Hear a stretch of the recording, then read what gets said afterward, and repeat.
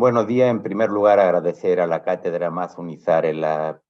persona de su directora, de la profesora Martínez Jarreta, la invitación para hablar de la carcinogénesis de origen laboral. Hay que decir que se trata de un tema bastante controvertido y que, si quisiéramos ver un poco cuál es la situación actual, no hay nada mejor que asomarse a lo que el PubMed nos puede indicar, ya que la actividad investigadora y de publicaciones refleja bastante cuál es la evolución y la contextualización desde el punto de vista de la importancia que tiene el tema dentro de lo que es la investigación. Si colocamos como palabra occupational cancer, veremos que realmente desde el 26 al 2023 se produce un gran incremento de publicaciones, es decir, en total se pueden recoger hace una semana 42.964 resultados,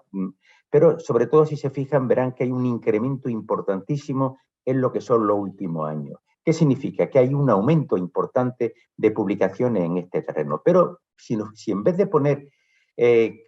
cáncer ocupacional o cáncer de origen laboral, pues pusiéramos chemical carcinogénesis, veremos que realmente existe un umbral que se mantiene prácticamente desde los años 80 de una gran tasa de publicaciones. ¿Qué es lo que quiero plantear con esto? Es que si analizamos un perfil y vemos otro, veremos que hay una diferencia entre el concepto de cáncer ocupacional, de cáncer de origen laboral, ligado a la exposición de sustancias químicas o a la acción de los rayos ultravioleta, en fin, lo que podríamos decir los agentes carcinogénicos clásicos, con lo que sería la irrupción de otra serie de elementos que tienen un papel sustancial importante en el tema de la carcinogénesis de origen laboral. Esto nos lleva normalmente a cuestionar lo que es el modelo clásico. El modelo clásico se hablaba de un agente carcinogénico, el que quieran, benceno, arsénico, radiaciones ultravioletas, actúa sobre el ADN y de esa interacción se produce la aparición de un cáncer. En este caso, teniendo en cuenta lo que sería la norma legal, si se produce en el entorno laboral, como ocasión o como consecuencia del trabajo que se realiza, estaríamos ante un cáncer de origen laboral. Sin embargo, la realidad de la génesis del cáncer es bastante más compleja. ¿Por qué? Porque nos movemos en un modelo totalmente distinto, en donde juegan factores infecciosos, factores genéticos, factores alimentarios, estrés psicosocial, otros factores, agentes carcinogénicos, y eso determina que la función que se crea se haya que analizarlo desde una cuestión, desde un modelo más avanzado, un modelo que refleje más la complejidad de las interacciones biológicas y psicosociales. Y en ese terreno es donde va a irrumpir el modelo estocástico para interpretar y comprender el cáncer laboral. ¿Qué ocurre? Que cuando nosotros hablamos de cáncer laboral, realmente nosotros estamos hablando de un proceso que es la carcinogénesis, en la cual hay una transformación progresiva de las células normales y en un momento determinado se produce un crecimiento autónomo de un tejido de parte de las mismas y se va a producir un crecimiento desordenado de esas células. Hay que decir que este proceso puede deberse tanto a procesos endógenos, como errores en la replicación del ADN, la inestabilidad de ciertas bases, ataques de radicales libres. También puede ser producido por otros procesos que van a ser procesos exógenos, como son radiaciones ionizantes, radiaciones ultravioletas, los carcinogénicos de origen químico. Y hay que decir que aun cuando la célula tiene mecanismos de reparación, hay un momento en que se produce un fracaso en ese mecanismo de reparación, con lo cual va a dar lugar al desencadenamiento de este proceso. Aquí nos vamos a encontrar que desde que serían la activación contra la muerte celular, como la activación de oncogenes, la proliferación de genes supresores de tumor, la famosa P53, esta proteína que se encarga de identificar la célula anómala. Estamos hablando de un contexto donde en el terreno del organismo humano se producen una serie de interacciones bastante complejas y que, si funcionan bien los mecanismos reparadores, se puede bloquear la aparición de este tumor. Sin embargo, nosotros vamos a centrarnos en una serie de factores que van a tener una condición fundamental, que van a ser exógenos a la persona, aun cuando luego el tablero de ajedrez donde se va a jugar la partida desde el punto de vista de interacción biológica va a producirse precisamente dentro de lo que van a ser esas células. Normalmente los carcinógenos exógenos su mecanismo más común va a ser la oxidación del ADN. Hay agentes como son el benceno, el arsénico, el estradiol, la nitrosamina, el bromuro de potasio, las radiaciones ultravioleta, radiaciones ionizantes. Y hay que decir que muchas sustancias inorgánicas, sobre todo particularmente las sales de hierro, cromo y cobalto, y el níquel en presencia de peróxido de hidrógeno, producen la oxidación de las bases de ADN. Y algo importante, la exposición a la polución de ambientes urbanos también produce altos niveles de ADN oxidado. Quiero introducir aquí el tema el problema de la polución, porque realmente este es un factor que tiene que tenerse en cuenta cuando nosotros hablamos de riesgo intrínseco al trabajo, en la medida que se pueda producir esa exposición en el proceso de desplazamiento de ida y vuelta del trabajo, lo que se conoce como en el itinerario. Hay otras sustancias, como pueden ser el ozono, materia particulada, aldehído, óxido de nitrógeno, etcétera, etcétera, que en función de la presencia de ultravioleta y otra serie de elementos, van a determinar también la aparición de estas alteraciones de las bases del ADN.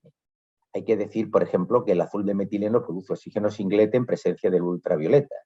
con lo cual ese oxígeno singlete, que es un radical libre, va a reaccionar con los residuos de guanina, produciéndose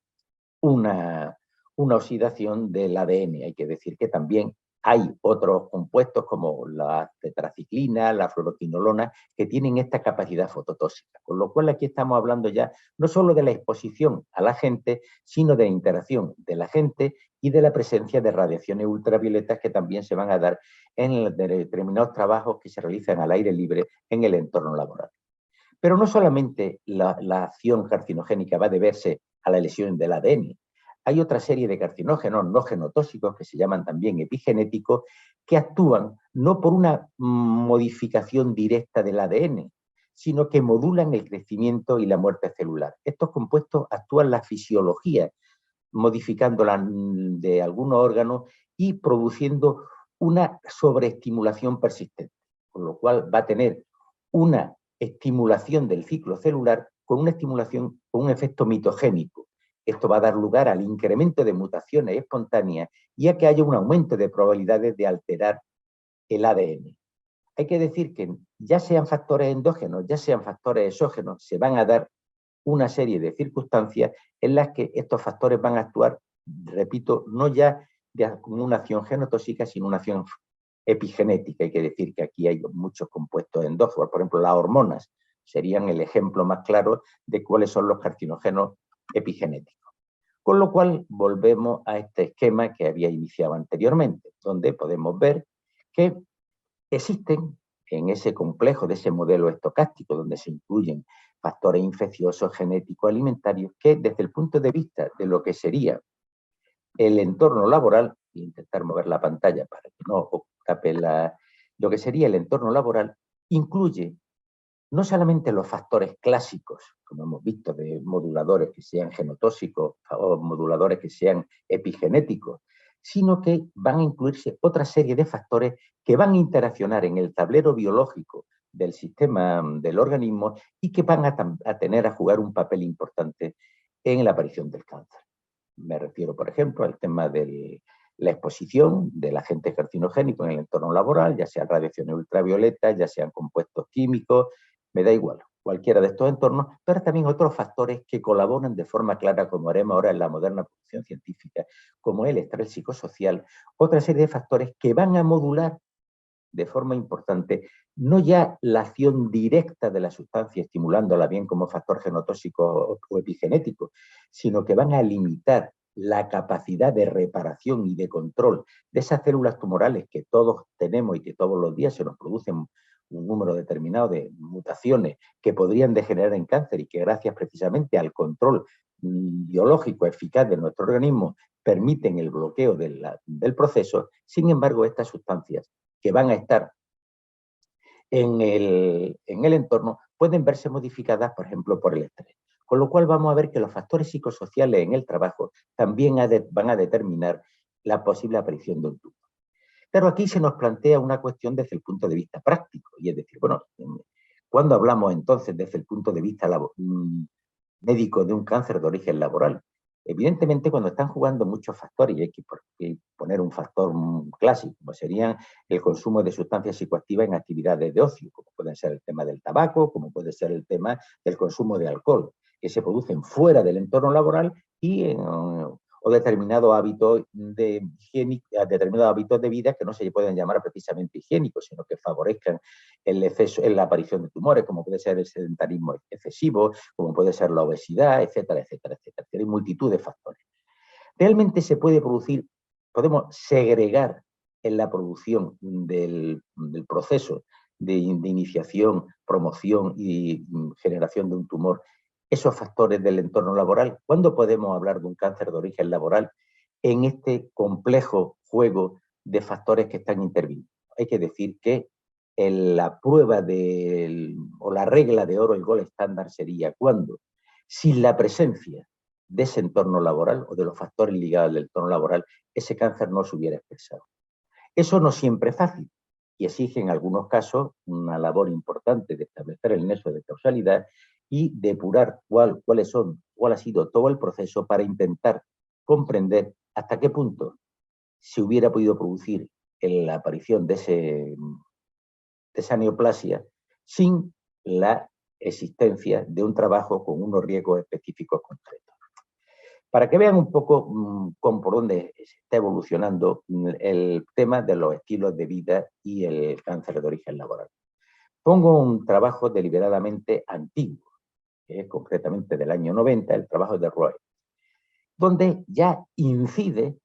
en la importancia que tienen los factores ligados al estilo de vida con el cáncer ocupacional. Eso nos plantea una cuestión, es decir, si intentamos establecer estrategias de prevención de cáncer, es verdad que lo importante del entorno laboral es disminuir los factores de riesgo, sí o sí,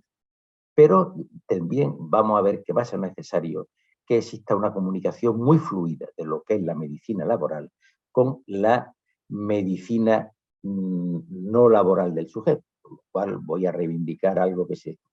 viene reivindicando desde hace muchísimo tiempo, que es el tema de la historia clínica única. Es decir, no tiene sentido que el médico del trabajo que realiza un control de la salud laboral de una persona no pueda tener acceso desde el punto de vista de lo que es la comprensión de los procesos ligados a su enfermar y a intentar mantener un estado de salud adecuado a otra serie de informaciones médicas que proceden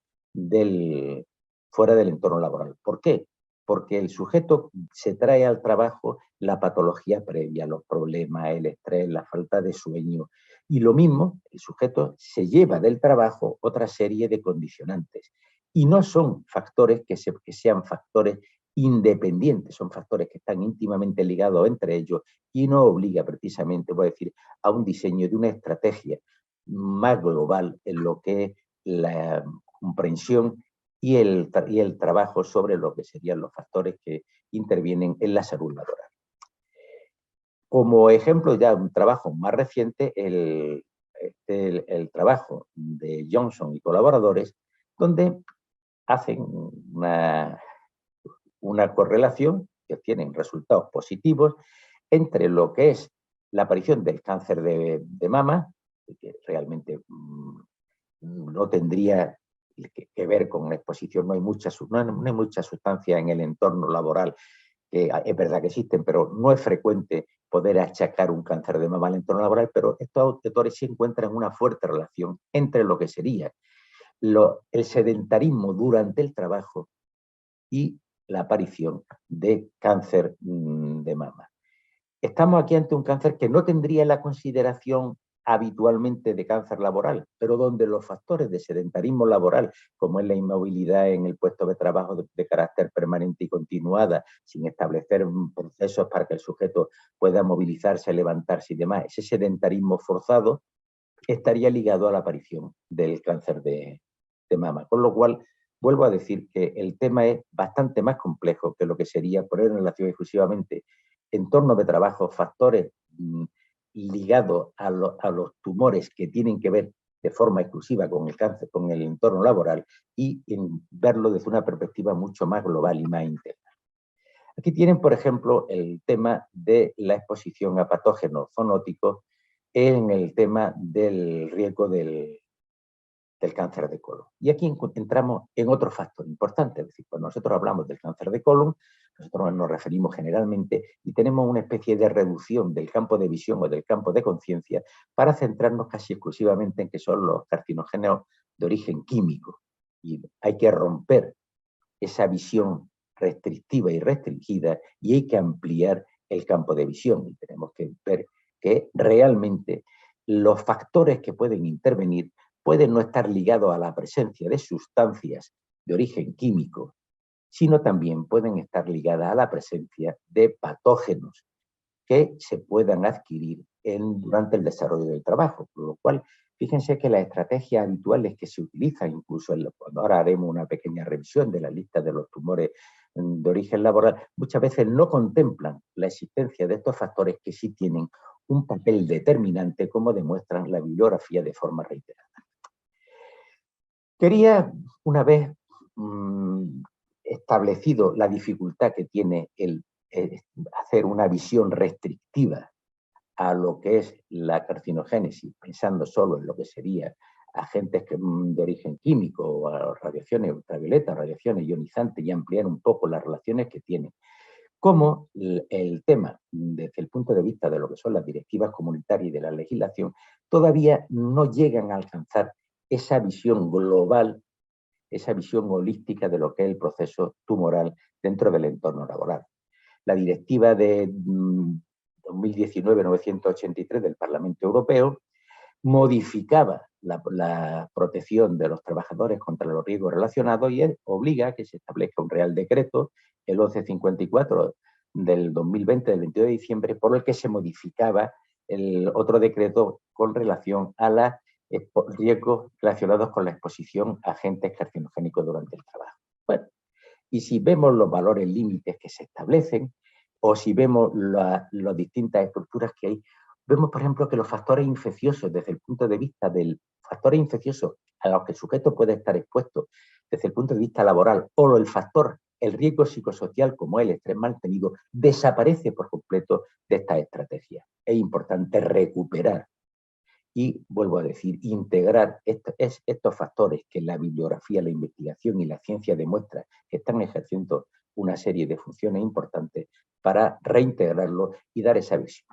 Normalmente los agentes carcinogénicos, todo el mundo sabe que actúan en tres fases, el tema de iniciación, de promoción y regresión, y que, por ejemplo, en la primera etapa, la iniciación, pues puede ser el agente físico, químicos, virales, y ahí fíjense que pueden funcionar de muchísimas maneras. Por ejemplo, en la radiación ionizante, pues pueden ionizar las bases púricas deprimiendo el gen que codifica la proteína P53. Hemos dicho que la proteína P53 es la encargada, la proteína que vigila la aparición y identifica y neutraliza esas células tumorales, con lo cual si se modifica su producción, perdemos una defensa contra la iniciación de un tumor, estimulando la citoquina y sobre todo la interleuquina 1 y 6, que son factores de crecimiento celular, o generando radicales libres que lesionan el gen que codifica el complejo mayor de incompatibilidad. Hay que decir que normalmente los carcinógenos químicos tienen como diana molecular al nitrógeno y van a actuar actuando como agente alquilante sobre como son la amina aromática, la nitrosamina o la grasa poliinsaturada.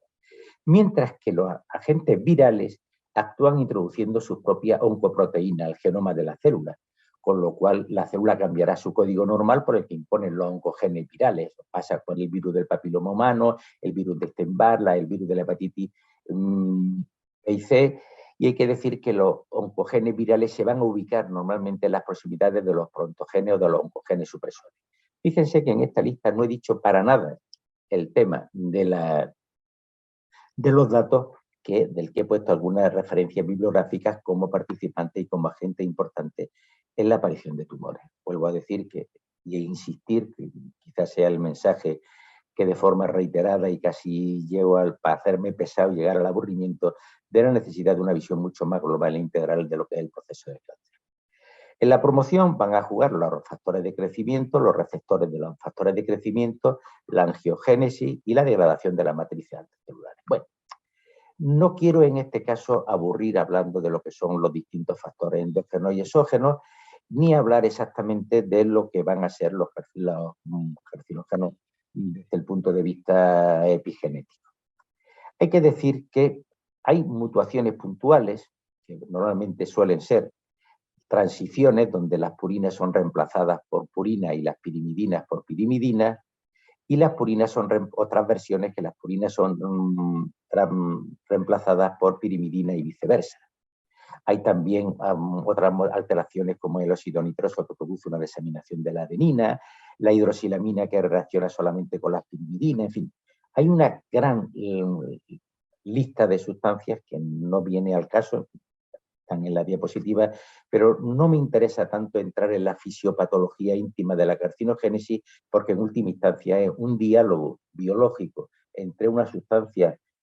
un xenobiótico que llega del exterior o de una radiación ionizante o de un agente infeccioso, habitualmente vírico, pero hemos visto que en el cáncer de colon, por ejemplo, la exposición a otros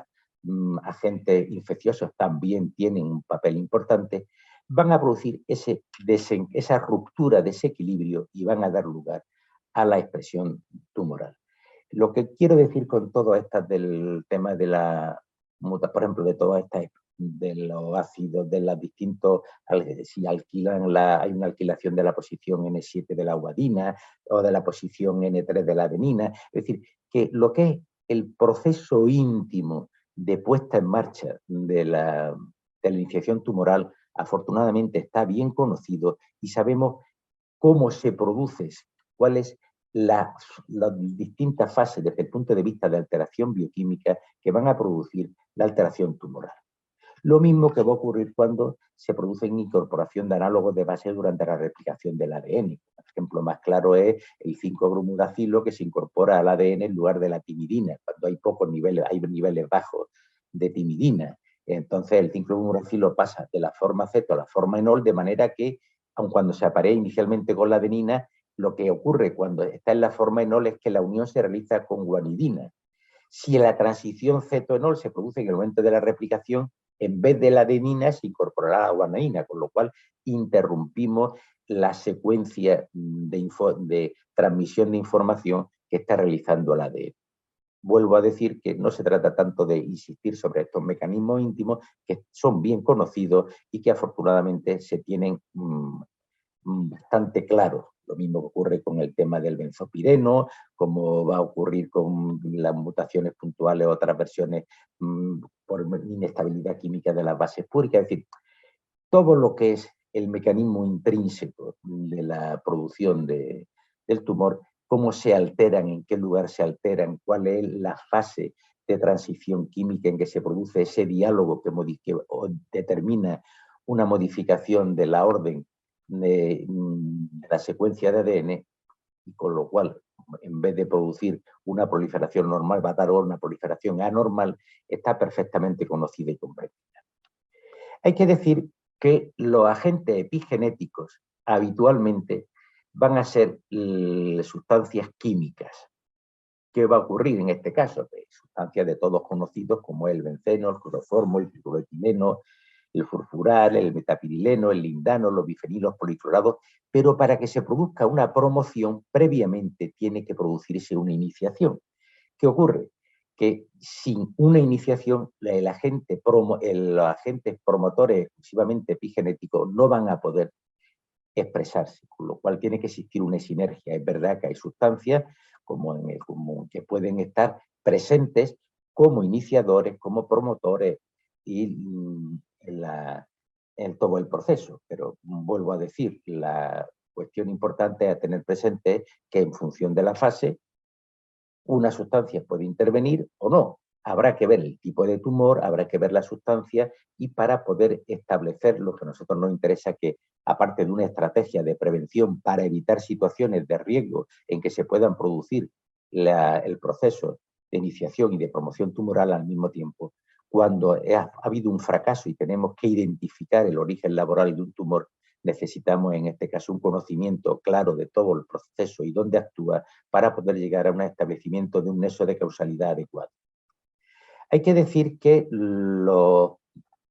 los compuestos epigenéticos comparten dos características fundamentales, es decir, uno, que son reversibles, es decir, si se interrumpe la administración o la exposición al compuesto, cesa el proceso de promoción, por lo cual es importante saber que tenemos una herramienta una vez iniciado el proceso para poder suspenderlo. Y además hay que entender que la mayoría de los agentes epigenéticos son citotóxicos, con lo cual hay un perjuicio crónico en las células que a la larga va a determinar, con un efecto un tanto paradójico o rebote, un aumento de la proliferación celular.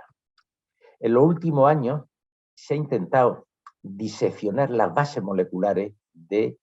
cómo se produce el tumor, buscando fundamentalmente desarrollar estrategias terapéuticas para identificar dianas desde el punto de vista terapéutico. Pero esas dianas, desde el punto de vista terapéutico, no solamente tienen esa utilidad, el descifrar cómo se producen los tumores, sino también tienen la utilidad de comprender el proceso y vuelve a tener un interés diagnóstico etiológico de cara a lo que sería el poder analizar y un estudio de si un cáncer puede tener un origen laboral y, por supuesto, lo que nos interesaría de una forma mucho más clara y más rotunda, que establecer estrategias de prevención sensata. Pues bien, pongo este trabajo de la revista Cell, que realmente hace un estudio francamente bueno, en donde va a estudiar, fíjense, sobre 11.000 personas en un análisis molecular de 10.000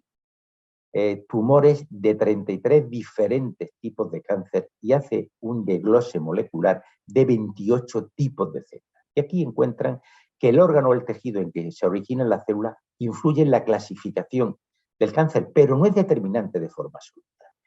Aquí la nueva clasificación en la que se integran múltiples variables moleculares y clínicas da lugar a que se puedan identificar cuáles son la ruta molecular, por lo cual ahora en lugar de utilizar el órgano de origen, podemos utilizar rasgos moleculares para identificar el origen celular del cáncer. Esto tiene un papel fundamental, vuelvo a decir, no solamente desde la perspectiva de la diana terapéutica, sino también hay que integrarlo en la perspectiva de la prevención y, por supuesto, cuando esa prevención falle, cuando llegamos a un diagnóstico etiológico, poder utilizarlo. Hay que decir que hay muchísimas interacciones entre mutaciones somáticas y aquí la cuestión importante es que la influencia del genoma y el epigenoma del tumor actúan sobre el transcriptoma y el proteoma, por lo cual hay una relación íntima entre el tumor y el microambiente. ¿Esto qué significa? Pues que realmente lo que sería la interacción y el impacto de las mutaciones directas del cáncer dependen del contexto, de ese contexto bioquímico íntimo, con lo cual algunos de los procesos oncogénicos, como es la adhesión celular, están más relacionados con genes concretos que con genes directores. Es decir, estamos hablando de interacciones, tiene una expresión mucho más dinámica, con lo cual hay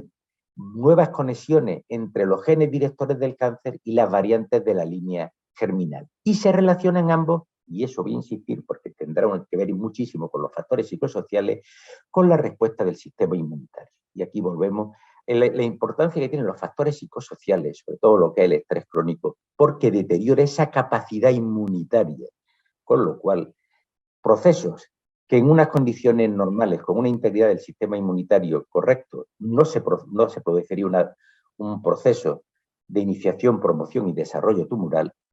un estrés que determine un deterioro de esa capacidad de respuesta inmunitaria va a facilitar la aparición del cáncer. Hay que decir que en estos 10.000 tumores, si tuviéramos más tiempo se podría hablar un poco de cómo se establecen los mapas que se realicen. Yo recomiendo, y como en la primera página de la primera diapositiva del trabajo de Cell viene la referencia, un trabajo que pueden acceder, lo recomiendo vivamente porque realmente habla y expresa y transmite con muchísima claridad un proceso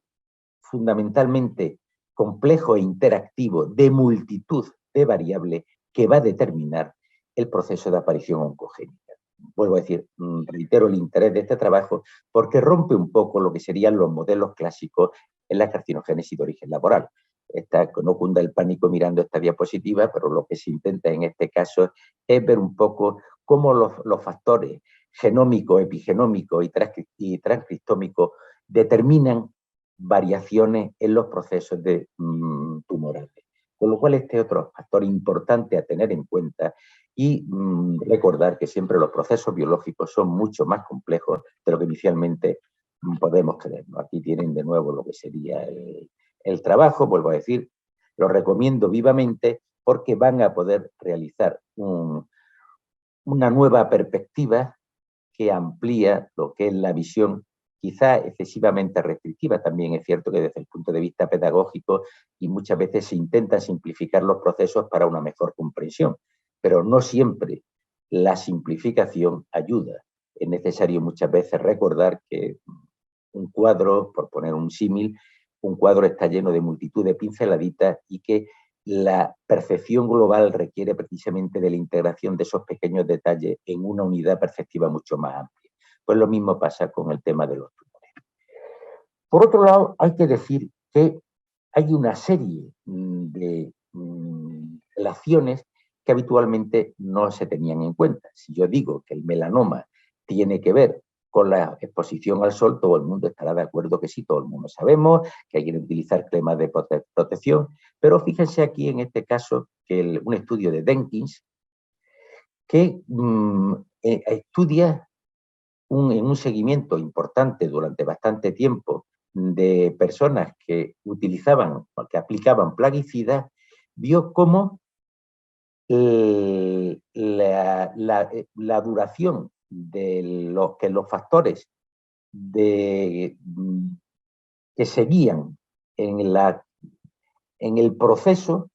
estaban asociados con el melanoma. No solo el tema de la aplicación, de ser aplicadores o no, sino también las condiciones independientes de lo que sería el factor de exposición a la luz solar. Fíjense que realmente esto nos lleva a otra cuestión, es decir, un melanoma que aparezca en un momento determinado en una persona que haya tenido exposición a esta sustancia, realmente no podría excluirse la actividad laboral como un factor determinante, sino que en estos casos sería preciso tener en cuenta esa actividad como factor determinante. Aquí, por ejemplo, la O-ratio es importante, ven en el caso del carbaril y multitud de sustancias, por ejemplo, en los sujetos que utilizan carbaril con respecto a los que nunca lo utilizaron, el riesgo de melanoma se eleva, fíjese que el riesgo relativo es un 4,11 por 4,11, es decir, con un índice de confianza del 95% es un riesgo relativo importante, con lo cual el tiempo de uso y demás son factores que, vuelvo a decir, nos obligan siempre a comprender el proceso, teniendo en cuenta que estamos jugando dentro del tablero del organismo humano y que las interacciones entre los distintos sistemas y los distintos factores pueden determinar la aparición de un cáncer sin recurrir a esa explicación simplista radiación ultravioleta melanoma. Radiación ultravioleta melanoma sin la presencia de estas sustancias probablemente no producirían en todos los sujetos melanoma, con lo cual nos obliga, vuelvo a decir, a un intento de comprensión mucho más complejo de la realidad. Aquí tienen, por ejemplo, el tema del variable de exposición con relación a una serie de tumores que vienen a incidir en el mismo factor. Es necesario, en este caso, tener presente que fuera de lo que son las relaciones clásicas, en el entorno laboral están jugando multitud de factores que hay que tener presentes.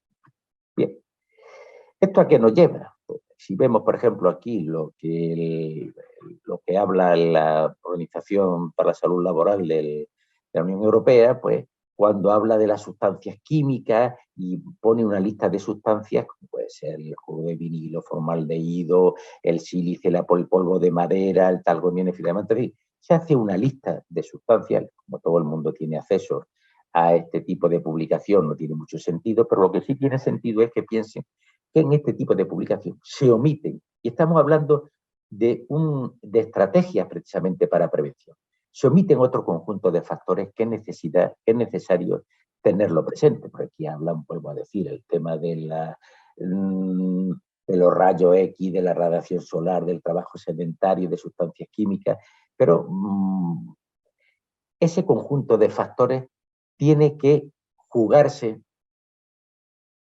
en un tablero más completo. ¿Por qué? Vamos a ver, el tema de que, como aquí un marco regulatorio sobre el tema de prohibir en términos de trabajo exposición a los factores, en fin, eso lo podemos tener con cierta claridad dentro de una lógica aplastante, que es preciso una supervisión médico estricta, etcétera, etcétera, mientras estén impuestos. Pero vuelvo a decir, aquí hay un problema de base, y es que no se puede compartimentalizar la salud. Nuestra biología viene con una serie de procesos cuando se incorpora a la actividad laboral, sale del trabajo y la incorporación de nuevos procesos actúa modulando, unas veces en sentido positivo y otras veces en sentido negativo, la cuestión de